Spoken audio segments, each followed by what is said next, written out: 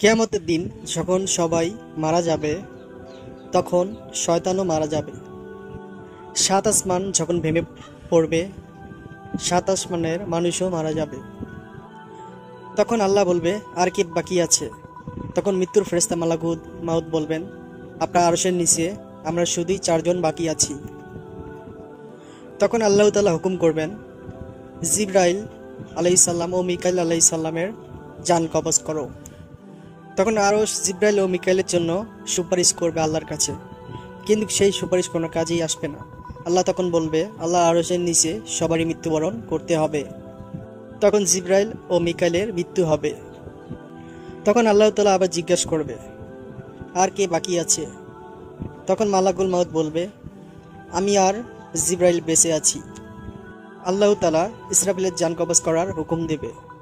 তখন ইসরাফিলের হাত থেকে শিঙ্গা পড়ে যাবে, আর আল্লাহর আরশের সাথে সেই শিঙ্গা মিশে যাবে। এমনভাবে ইসরাফিল আলাইহিস সালামের মৃত্যু হবে। তখন আল্লাহ আবার জিজ্ঞাসা করবেন। তখন হযরত আজরাইল আলাইহিস সালাম বলবে, শুধু আমিই বেঁচে আছি।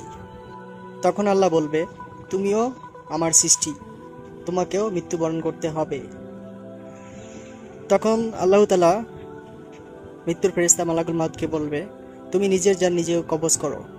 এই আরশের নিচে শুধু আমি ছাড়া আর কেউ বেঁচে থাকবে না। তখন হযরত আজরাইল আলাইহিস সালাম এমন একটা চিৎকার করবেন, ওই চিৎকার করে সে নিজের জান কবজ নিজেই করবেন। এই চিৎকার পৃথিবীর মানুষ যদি পৃথিবী বেঁচে থাকতো, সবাই এই চিৎকারের এতটা ভয়ঙ্কর চিৎকার, এতটা আওয়াজ হবে যে সবাই এই চিৎকারে মারা যেত। কলিজা ফেটে, কেউ কান ফেটে ভয়াবহ মৃত্যু হতো। এতটাই চিৎকার ভয়ঙ্কর হবে। তো আশা করি ভিডিওটা ভালো লাগলে ইসলামিক চ্যানেলটি সাবস্ক্রাইব করবেন, সাবস্ক্রাইব করে আমাদের পাশেই থাকবেন নতুন নতুন ভিডিও পেতে। ভিডিওটি কমেন্টে কেমন লাগলো তা জানাবেন, আর ভিডিওটি লাইক শেয়ার করবেন অবশ্যই। আল্লাহ হাফেজ।